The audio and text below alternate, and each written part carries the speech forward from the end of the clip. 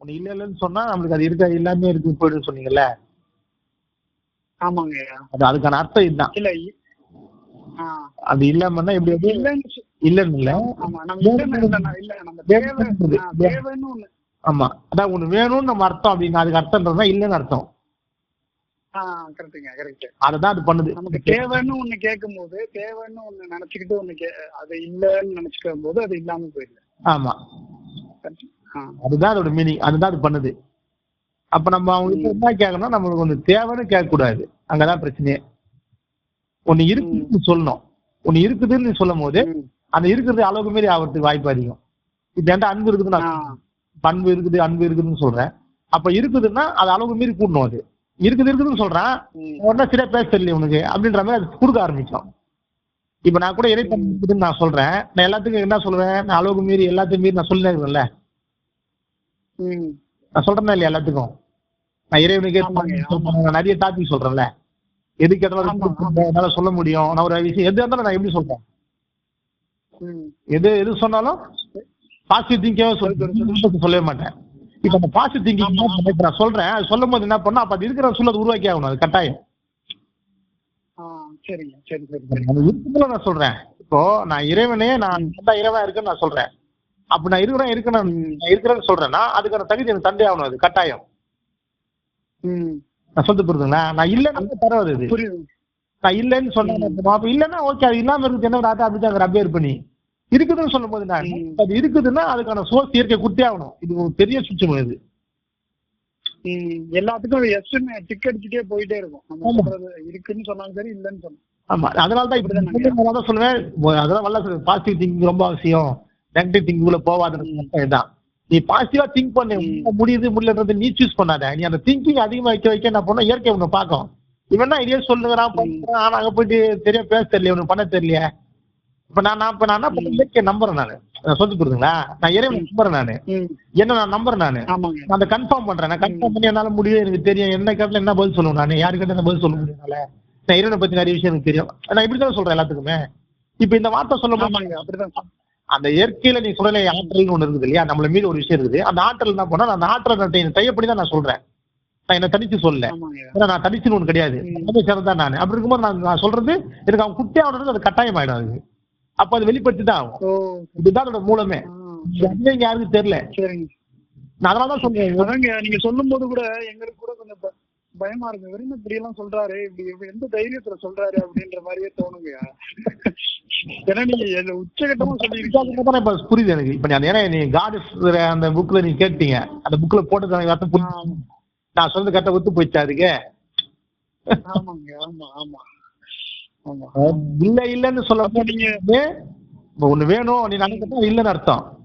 சொந்த புரியுதா? நான் எல்லாமே இருக்குன்னு நான் சொல்றேன், எல்லாமே என்னால முடியும்னு சொல்றேன், எதுக்கு நல்லா பதில் சொல்ல முடியும்னு நான் சொல்றேன். அப்ப என்ன ஆயிடும், அது அப்படியே தான் பண்ணி அவன வழி கிடையாது அதுக்கு.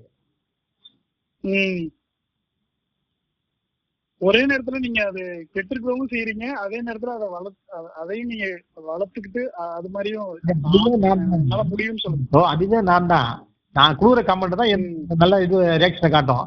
நான் ஆப்போசிட் கமெண்ட்டை குத்தா ரியாக்ஷனை காட்ட முடியும். சொல்ல புரியுதுங்களா? இதுவே நான் தான். அப்படி இருக்கும்போது என்ன நான் நம்பலன்னா என்ன யார் நம்புவா?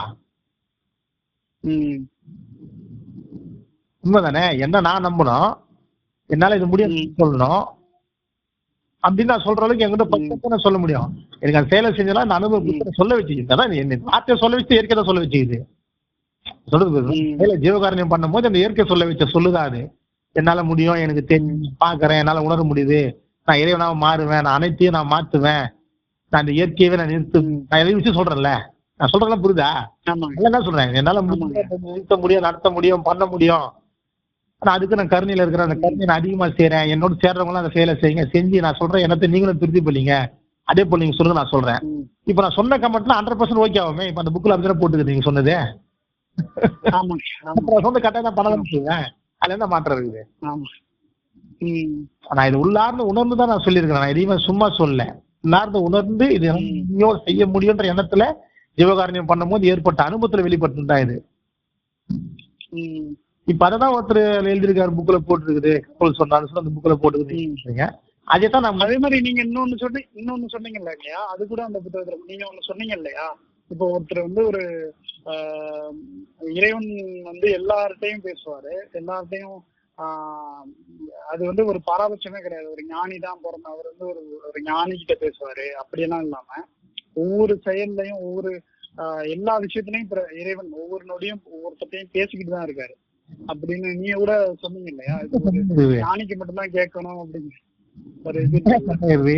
இறைவன்றது எல்லாமே சேர்ந்தாதாயா, அது இல்லாத எதுவுமே இங்க இயங்காது, எதுவுமே நடக்காது. இறைவன்றது ஆற்றலை வெளியிடாம செயலே கிடையாது. செயலுன்னா அப்ப ஆற்றல் செயல், அப்ப ஆற்றல் இல்லாம செயல் இல்லை, அப்ப செயல் இல்லாம ஆற்றல் இல்லைன்னா அப்ப அது சொல்லாம எல்லாமே நடக்குங்க. அதுக்கு என்ன ஞானின்னா அஞ்சின்னா, அது மழைன்னா மலத்துல இருக்கிற புழுன்னா, அதுக்கு அசுத்தம்னா நண்பன்னா தீமன்னா, ஏற்றன்னா தாழ்வுன்னு எதுவுமே கிடையாது. இருட்டுன்னா பகலுன்னா எதுவுமே கிடையாது. எல்லாத்துக்குமான பொருள் அதுதான். ஆனா இப்போ சில பேருக்கு இப்போ உங்களுக்கு கேக்குது இல்லைங்கய்யா, இப்போ மற்ற எங்களுக்கெல்லாம் அந்த மாதிரி ஏங்க இப்போ அந்த ஒரு அதை எங்களால பிரிச்சு எடுத்துக்க முடியல, எது இறைவனோட குரல் அப்படின்னு சொல்லிட்டு. இல்லையா இப்ப உங்களுக்கு கேக்குது, கேட்டுதானே கேட்டா என்ன ஆமாங்க, அதுதான் நானு வேற ஒண்ணும் இல்லை. நீங்க எல்லாரும் என்னன்னா எல்லாமே எல்லாருக்குமே காதால கேட்கணும்னு நினைக்கிறீங்க. சொன்னது புரியுதா? எல்லாருக்கும் எல்லாமே காதல் தான் கேட்டுன்னு இருக்குது. ஒருத்தனுக்கு அது எப்ப கேட்கற மாதிரி இருக்குது, ஒருத்தருக்கு சொல்ற மாதிரி இருக்குது. அவள்தான் வித்தியாசம். சொல்லுங்க ஒரே விஷயம் புரிஞ்சுங்க. இப்போ ஒருத்தர் படிக்கிறாரு, ஒருத்தர் படிச்சு ஒரு விஷயத்த கத்துக்கின்னு அதுக்கப்புறம் அந்த விஷயத்த எல்லாருக்கும் சொல்றாரா இல்லையா? அதே போல நீங்களும் ஒரு நாள் படிச்சு அதே போல மாறீங்களா இல்லையா? அப்புறம் எப்படி இதே தானே அதே. இப்போ அவரு இப்போ ஒருத்தர் இயற்கையா ஒருத்தர் கத்துன்னு இருப்பாரு, ஆனா அவர்கிட்ட போய் பாடம் கட்சி கத்துக்கின்னு அதுக்கப்புறம் அதே போல நீங்க ஆசிரியர் ஒரு பயிற்சி பண்றதாலும் சொல்ல ஆகலையா நீங்க? அதேதான் இங்கே நடக்குது. நினைக்கிறீங்கன்னா எனக்கு சொல்லி கொடுத்தது இயற்கை, உனக்கு சொல்லி கொடுத்தது நானும் நினைக்கிறேன். நான் யாரு அப்பா? இயற்கை தாங்க. அவ்வளவுதான். எந்த வகையிலயோ நான் ஏற்கனவே நான் கடவுள தான் நீ கடவுள், நான் ஆசிரியர் தான் நீ ஆசிரியர். நீ என்ன இல்ல நினைச்சதுக்கு எப்படி ஆக முடியும்?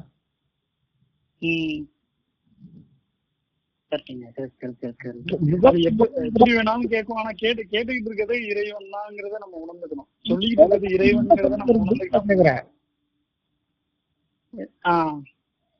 இப்போ நான் என்ன சொல்றேன், இப்போ நீ கிளாஸுக்கு வந்துட்டேன், கிளாஸ்ல இருக்கிறேன், கிளாஸ்ல மாஸ்டர் இவர் தான் கன்ஃபார்ம் பண்ணிட்டேன். நீ மாஸ்டர் கன்ஃபார்ம் பண்ணிட்டு அப்புறம் மாஸ்டர் சொல்றது இறைவன் சொல்றதுன்னு ஏன் புரிய மாட்டேது? நீ என்ன நினைக்கிற, திருப்பி எங்க சொல்லாதான்னு கேக்குற. உங்களுக்கு சொல்லிதான் இருக்குது, நீ அதை கன்ஃபார்ம் பண்ணதான் சொல்லுவோம். அது இதே வார்த்தை இப்ப நீ கேட்டீங்கன்னா, நீ இப்ப நான் பேசுறதே இறைவன் தான் பேசுறான், இறைவன் தான் சொல்றான்னு நீ கன்ஃபார்ம் பண்ணா அப்ப அவங்க பேச ஆரம்பிச்சிருவாங்க. நீ தான் இதை கன்ஃபார்ம் பண்ணிட்டீங்க, நேராஸ்டே கன்ஃபார்ம் பண்ண மாட்டேன். நீ தனியா மட்டும் சொன்ன மட்டும் பண்ணுவீங்க. அது கேட்க பேசுறதும் காதுல கேட்கல, வேற ஒண்ணும் இல்ல. அதுக்கு முதல்ல நான் பேச நீ கேட்கணும். அதுக்கு முதல்ல ரெஸ்பான்ஸ் பண்ணி அதுக்கு என்னவா நான் என்ன சொல்றேன் அதை கேட்டு அதுக்கு ஏற்ற மாதிரி நடந்து நீங்க நினைக்கணும்.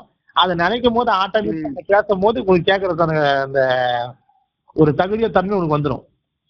அதுக்குதான் இங்க ஒரு ஆளை வச்சுக்குது செக்கு மாதிரி, வேற ஒண்ணும் இல்ல. செக்கு இல்ல, உங்களுக்கு ஈஸியா குத்த கொடை இதுவும். கருணையே செயலா செய்து அந்த கருணைக்கு செயலை செய்யறதுக்கான கூட நீங்க எல்லாம் இருந்து ஹெல்ப் பண்ணிருக்கீங்க, எல்லாமே நீங்க செஞ்சிருக்கிறீங்க. செஞ்சுட்டு அப்ப அவர் சொல்றதை மட்டும் நீ கேட்க மாட்டீங்கன்னு என்ன அர்த்தம்? பண்ணாதானே அந்த அனுபவத்தை நீங்க பெற முடியும். ஐயா அப்புறம் இன்னொன்னு, இந்த இதுல இந்த புக்ல வந்து ஒரு விடை போட்டிருக்கு, அது நீங்க எனக்கு ஆல்ரெடி சொல்லியிருக்கீங்க. ஆனா அந்த கேள்வி வந்து என்னன்னா, இப்ப இறைவன் வந்து எல்லாம் ஆற்றல் புரிந்தோம்னா அவரே வந்து ஒரு இடத்துல தோன்றி நான் இறைவன் அப்படின்னு காட்டிட முடியும் இல்லையா? அப்படி ஏன் காட்டல? நீங்க பதில் சொல்லியிருக்கீங்க, இருந்தாலும் இன்னொரு தடவை அதை சொல்லுங்க. ஏன் இந்த புக்ல நீங்க சொன்னதும் எதுவும் மேட்ச் ஆகுது. அது அது நீங்க என்னன்னா, நீங்க ஆல்ரெடி சொல்லிருக்கீங்க எப்படின்னா, இப்ப ஒருத்தன் இறைவனே வந்து தோன்றி சொன்னாலும் அவனை நீங்க நம்ப மாட்டீங்க. அவன் வந்து ஒரு மாயாஜாலக்காரன் அப்படிதான் சொல்லிருவீங்க அப்படின்னு நீங்க சொல்லிருக்கீங்க. ஆமா, அதேதான் இதுலயும் போட்டிருக்கீங்க இந்த புத்தகத்திலேயே. அது இங்க நீங்க அப்படி எல்லாம் கூட போக தேவையில்ல. நான் சொல்றேன், இப்ப இறைவன் சொல்றீங்க, அவர் தோன்றி வந்து நான் தான் இறைவன் நீங்க சொல்ற மாதிரி நம்ப மாட்டேன்னா கூட நம்புற அளவுக்கு காட்ட முடியும். நான் சொல்றது புரியுதுங்களா? உண்மைதானே? நம்புற அளவுக்கு காட்ட முடியும்.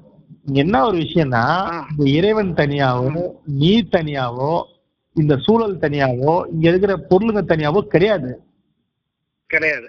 அதை நீங்க எல்லாரும் புரிஞ்சுக்கணும்.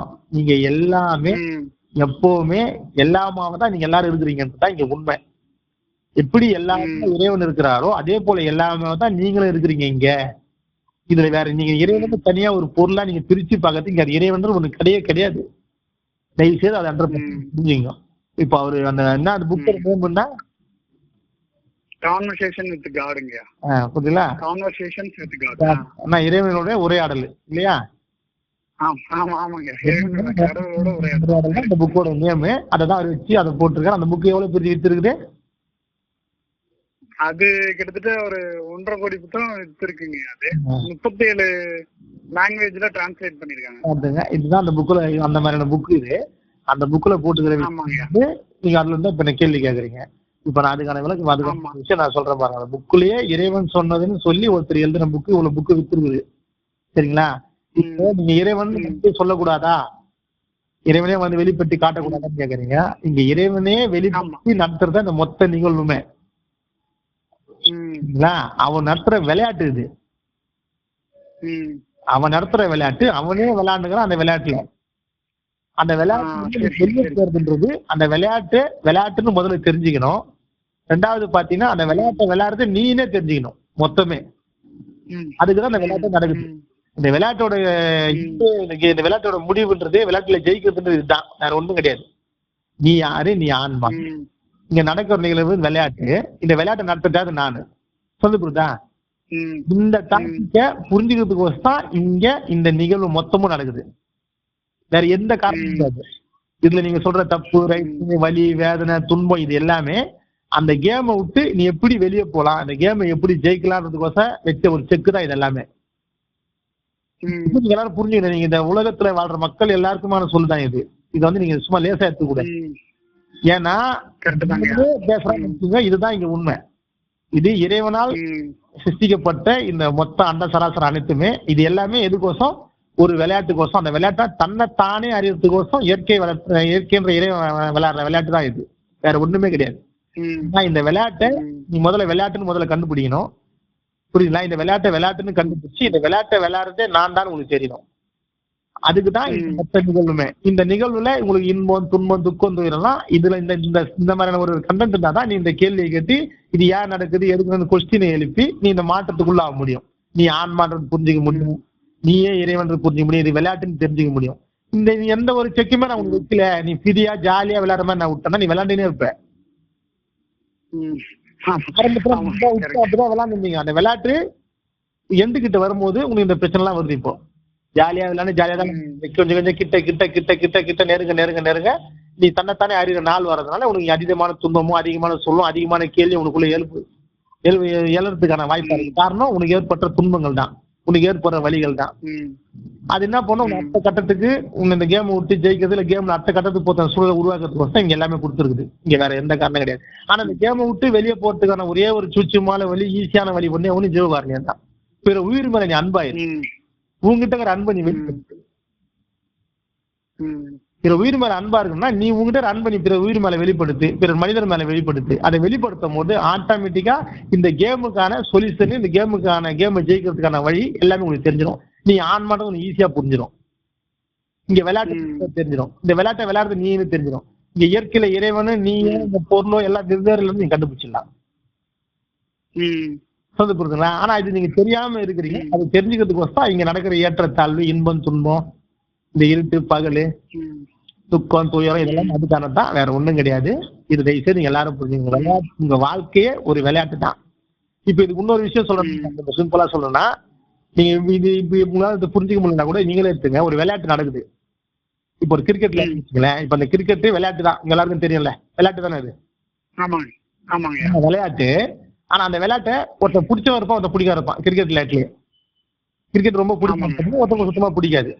புரிஞ்சுக்க. இப்ப 2 பேர் என்ன பண்றீங்க, கிரிக்கெட்ல பாக்கிறதுக்கோசம் கிரவுண்ட்ல கிரிக்கெட் நடக்குது. அதுல இப்ப நீங்க சும்மா உங்களுக்கு பிடிச்ச ஒரு நாட்டோட ஆள், நீ இன்னொரு ஆப்போசிட் இன்னொரு நாட்டு நாடு ஆடுது. இப்ப நீ என்ன பண்ற, நின்று அந்த கிரிக்கெட்டை வேடிக்கை பார்க்கும்போது அந்த கிரிக்கெட் ஜெயிக்கிற மாதிரி போகுது, தோக்கிற மாதிரி போகுது, உனக்குள்ள ஒரு பதட்டம் ஏற்படும்.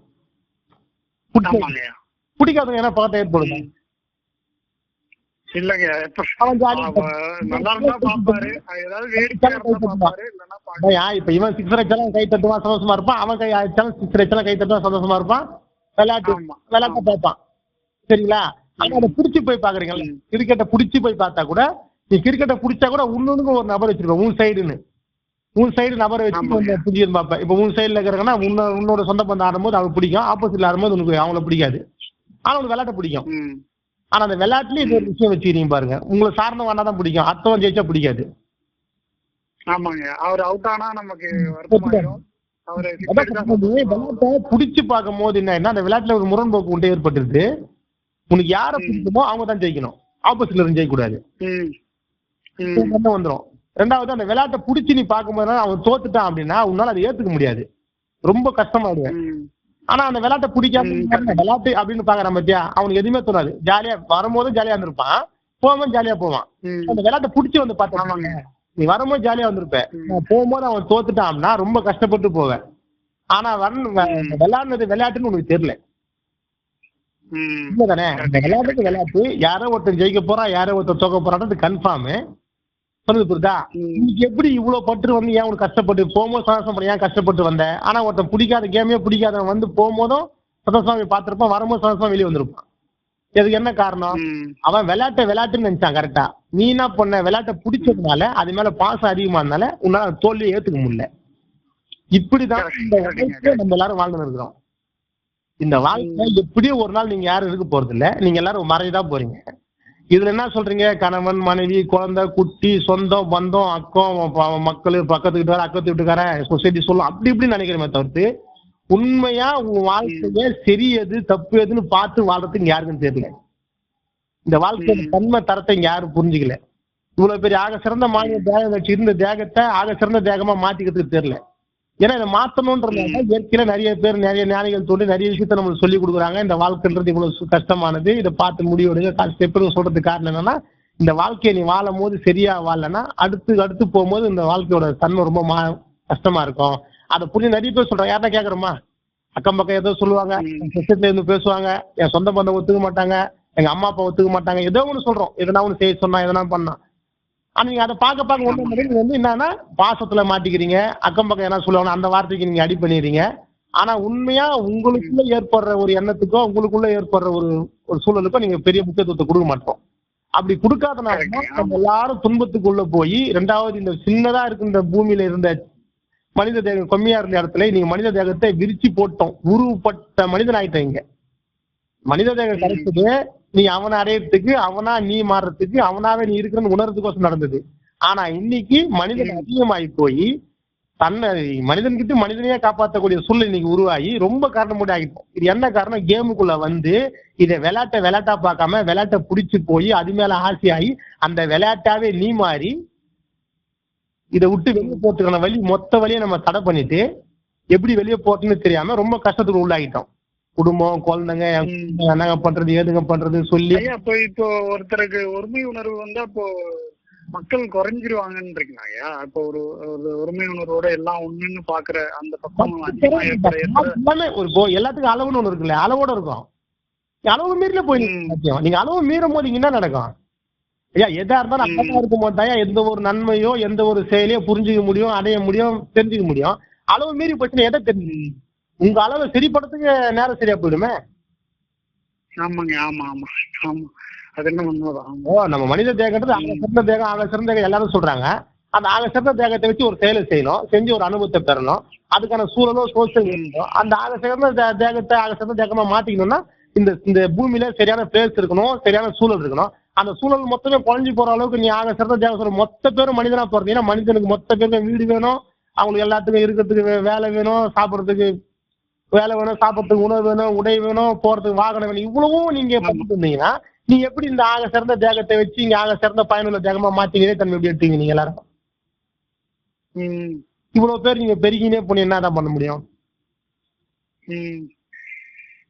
ஏன்னா ஒரு அளவோட இல்லாம எல்லாமே பெருகின்னு போனா, அளவு இல்லாம போனா எது வந்தாலும் ஒண்ணும் பண்ண முடியாது, பிரச்சனை தான். அந்த பிரச்சனை சரி பண்றது நேரம் சரியா போயிடும். அப்ப எப்படி இந்த ஆக சிறந்த தேகத்தை இன்னும் சிறந்த தேகமா எப்படி மாத்துவீங்க? எப்படி இறைத்தன்மை நீங்க எடுத்துங்க, எப்படி நீங்க அறிஞ்சிக்க முடியும், எப்படி இது விளையாட்டு நீங்க புரிஞ்சுக்க முடியும், நீங்க எப்படி ஆன்மான்னு உணர முடியும், இங்க அனைத்துமே நீ எப்படி உணர முடியும்? நீ தான் ஒரு பெரிய வேலி போட்டு என் குடும்பம், என் வீடு, என் வாழ்க்கை. காரணம் சுயநலம். அந்த சுயநலத்தின் வெளிப்பாடு மொத்தமா விரிஞ்சினே போகுது. சுயநலம் தான், சுயநலத்தின் வெளிப்பாடு தான் இது விரிவாக்கமா என்ன போகுது. அன்னைக்கு 4 கோடி இருந்த மணி இன்னைக்கு 26 கோடி. எத்தனை கோடி இருக்குது மக்கள் தொகை? 120 கோடியா? அவ்வளவு மக்கள் இருந்தா என்ன ஆமாங்க? இயற்கை என்னைக்கு எதுக்கு மனிதனை உருவாக்கிச்சு? நீ தன்னைத்தானே அறிவுக்கோசம் உருவாக்கிச்சு. நீ தன்னைத்தானே அறிவித்து உருவான, நீ தன்னைத்தானே உருவாக்கினே போறே தவிர்த்து நீ தன்னை அறியலையே நீங்க.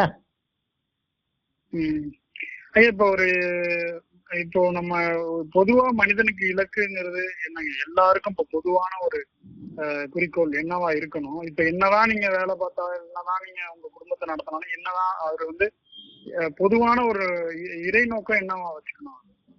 இறை நோக்கம் இல்லையா? முதல்ல பொதுவான என்ன இறை நோக்கம் இருக்கணும். அதுதான் பொது. அந்த நோக்கம் தான் இல்லை இங்க மனிதனா பிறந்த எல்லாருக்கும். அந்த இறை நோக்கம்ன்றது என்ன? பிறர் மேல அன்பை காட்டணும், பிறருக்கு அன்பை நீ கொடுக்கணும்.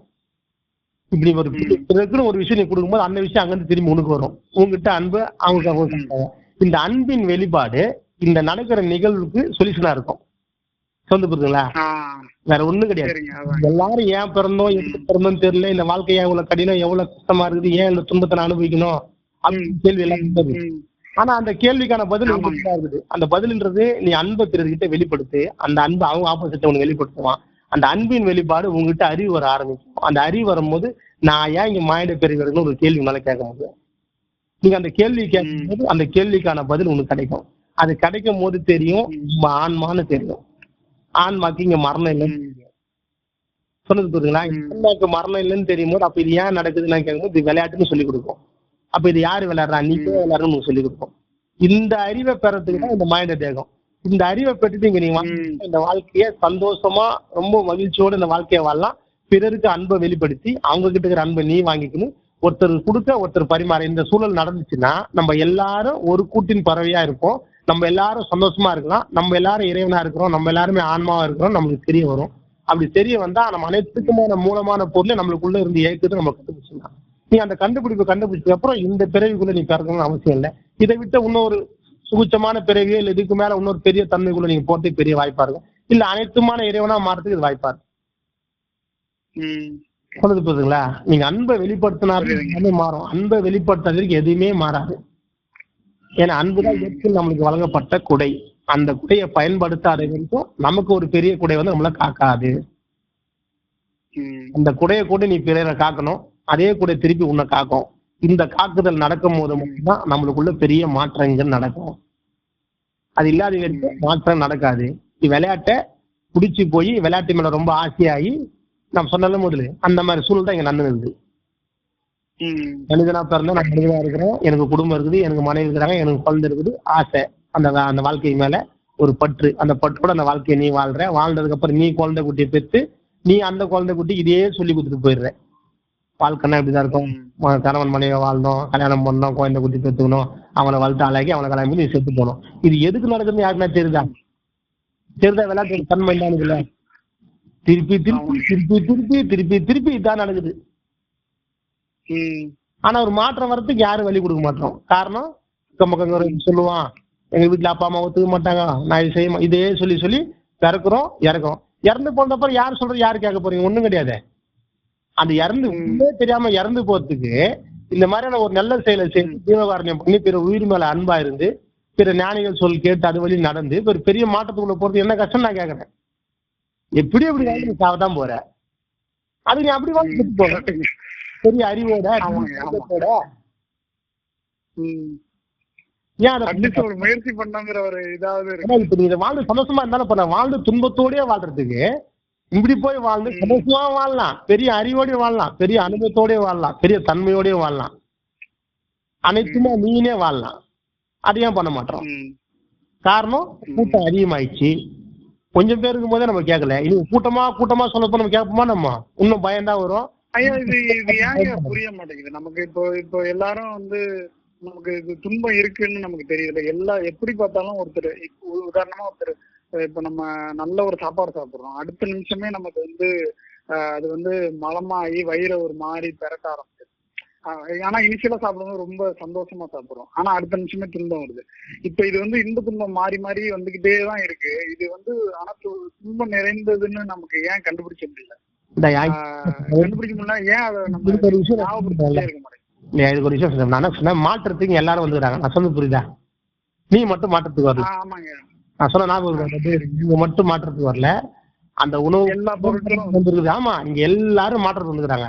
இப்ப எல்லாரும் மாற்றம் வந்த இடத்துல நீ மட்டும் மாற்றம் அடைஞ்சு போக முடியாது. அப்ப அவங்களுக்கு மாற்றம் கொடுக்கணும். சொன்னது புரியுதா? இப்ப அந்த ருசியோட தெரிஞ்சா மட்டும் தான் நீ சாப்பிடுவேன், இல்லைன்னா சாப்பிட மாட்டேன். அதுக்கோசம் அந்த ருசியை வெளியே சாப்பிட வைக்கிறாங்க. நீ சாப்பிட்டோன்னா வயிற்றுக்குள்ள போய் அவங்க பிரச்சனை பண்றது, அதுல இருந்து கொஞ்சம் பிரிவு பிரச்சனை பண்ணதான் செய்யும். அவங்க மாற்றமா ஆகுறாங்க இல்லையா, அவங்க மட்டும் தான் அவனுக்கு வந்து அந்த சந்தோஷத்தை அந்த ஒரு இது காட்டினாங்க, சுகமாவோ அந்த ருசியாவோ அந்த வாசனையாவோ இருந்தாங்க. மீதி பேர்லாம் அதோட டெஸ்ட் பண்ணி உள்ள வந்தோம், அவங்களாம் மலமா திருப்பி வெளியே வருவாங்க. வந்து புரியல. அதே போல எல்லாரும் மாற்றத்துக்கு வந்துக்கிறாங்க. நீங்க உடை அணியறது சரி, உணவு சாப்பிடுறது சரி, அழகு சாதன பொருளை உற்பத்தி அழகு சாதன பொருளை போட்டுக்கிறதும் சரி, நம்ம யூஸ் பண்ற பொருளுங்க எல்லாமே மாற்றத்துக்கு வந்துருக்குது. அந்த மாற்றத்தை பண்ணக்கூடிய சூழ்நிலை இருந்துட்டே இருக்குது. அந்த ஒரு காரணத்தினாலதான் இங்க மறைப்புன்னு ஒரு விஷயம் ஏற்பட்டிருக்குது. இல்ல மறைப்பு இருக்காது. அந்த மறைப்பே நீங்க ஜெயிக்கணுன்றதுக்கோசம் நீங்க ஜீவகாரண்யம் பண்ண, பிற உயிர் மேல அன்பா இருங்க.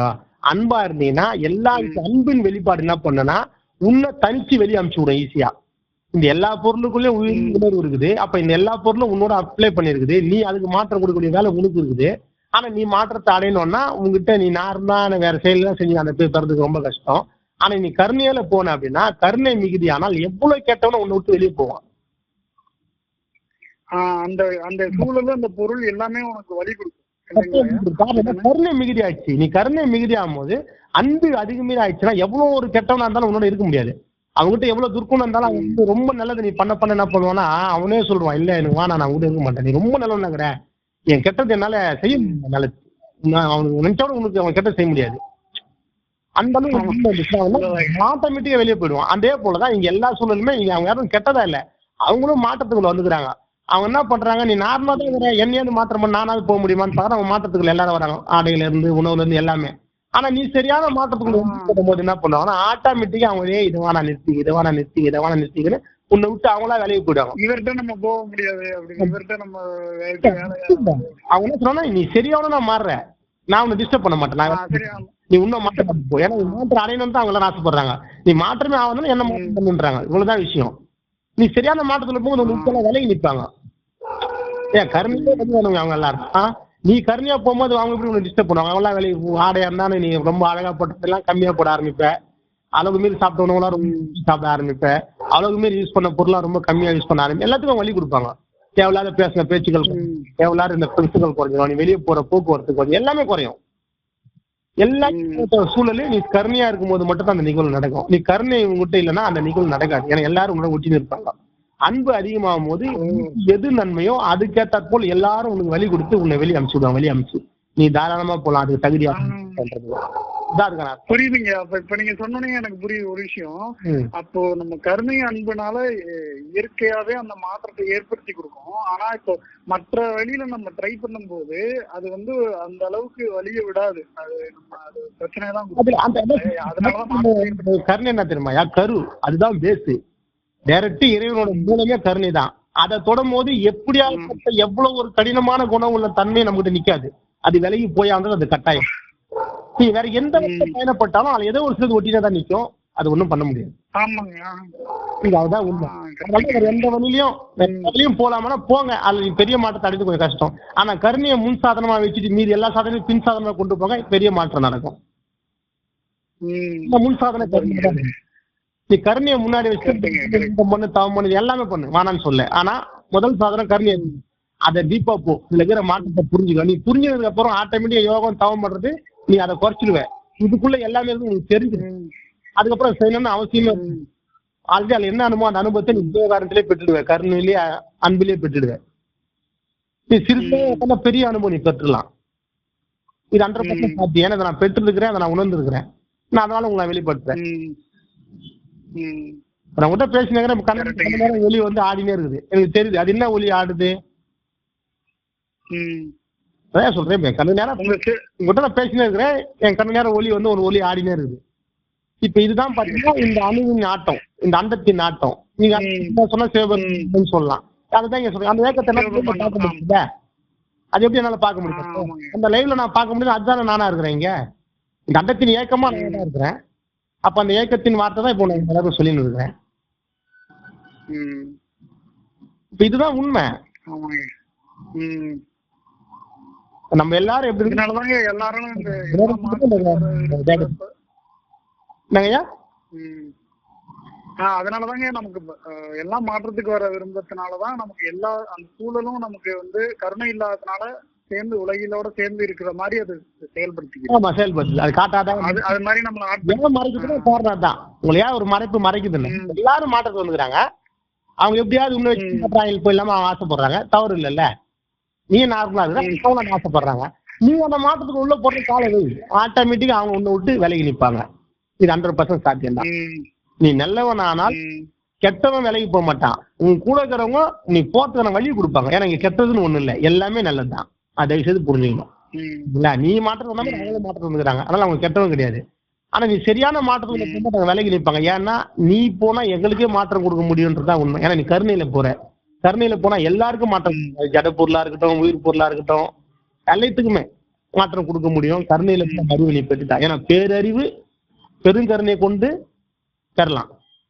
அந்த பேரறிவு பெற்றா எல்லாத்தையும் ஒரு காலத்துல ஏன் முன்னால மாற்றம் பண்ண முடியாதா? ஏன்னா நீயே தான் இறைவனா இருப்ப. ஏன்னா இறைவன் தனியா ஒரு பொருள் இல்ல, ஆற்றல் தான். அந்த ஆற்றலின் ஒரு முக்கியமான கூட்டு தான் மனித தேகம். அப்ப அந்த மனித தேகத்துல பேராற்றலை நீ பெற முடியும் கருணையை கொண்டுன்னா எல்லாருக்கும் மாற்றம் கொடுப்பல. அதனால எல்லாரும் விலகி நிற்பாங்க. ஐயா நீ உன்னால முடிஞ்சா மாற்றம் பண்ண முடியுமான்னு பாருங்க. அதுக்கோசம் எல்லாரும் விலகும். அப்படிதான் விலகணும். அதுதான் உண்மை. இதுதான் பெருங்கருணை. அந்த கருணையை கொண்டா நம்ம பேராற்றலை பெற்று பெரும் மாற்றத்தை கொடுக்க முடியும். நான் அதனால தான் சொல்றேன், என்னால அண்டத்தை நிறுத்த முடியும், நீ நடக்கிற நிகழ்வை மாற்ற முடியும் நான் சொல்லியிருக்கிறேன். எப்படி நான் சொல்றேன்? எனக்கு அந்த அறிவு வந்ததுனால நான் பேசுறேன். நான் வரலாம் நான் பேச முடியுமா? எனக்கு இந்த பேசுற அளவுக்கு இந்த ஆற்றல் இந்த அறிவு யாரு கொடுக்குறா? இயற்கையில இறைவன் தான் கொடுக்குறான். இப்ப நான் அந்த உச்சரிக்க வார்த்தை யாரு கொடுக்குறேன்? அவன் கொடுக்காம நான் உச்சரிக்க முடியுமா? அவன் இல்லாம நான் பேச முடியுமா? அப்புறம் அப்ப பேசுறதுக்கு காரணம் அவன் தான். அப்ப அவன் முடியும்னு சொன்னா நடக்கும்னு சொன்னா அது கட்டாயம் நடக்கத்தானே செய்யல. என்ன மாற்றம் பண்ண வேண்டிய வேலை அவன் சொல்லிட்டேன். அப்ப வெளியே போட்டாச்சு. அப்ப நடக்க வேண்டிய வேலையை அவன் நடத்த தான் போறான். ஒரு நாள் இது கட்டாயம் நடக்க தான் போகும். அது என்ன மாட்டோம். ஆனா அது கருணைன்ற ஒரு கொடையை கொண்டு தான் நம்ம எல்லாரும் போடணும். இதே கூட நம்ம எல்லாரும் கருணையான விஷயத்த நம்ம எல்லாரும் ஊன்றி ஆரம்பிச்சா நீ பெரிய மாற்றம் 100% வரும். அது எந்த மாற்றம் கிடையாது. ஏற்கனவே பெற்ற வல்லதாரும் சொல்லிட்டு போயிட்டாரு. இப்ப அந்த செயலை இயற்கையா கொடுத்துருக்காரு, இறைவனே கொடுத்துருக்கான். அதை கொடுத்த செயலை செஞ்சிருக்கிறோம். அந்த கருணைன்ற செயலே நம்ம செய்யும் போது நமக்குள்ள ஏற்படுற மாற்றத்தின் வெளிப்பட்டா இப்ப நான் உங்கள்கிட்ட ஸ்பீச்சா பேசுறேன், நான் சொல்லிட்டு இருக்கேன்.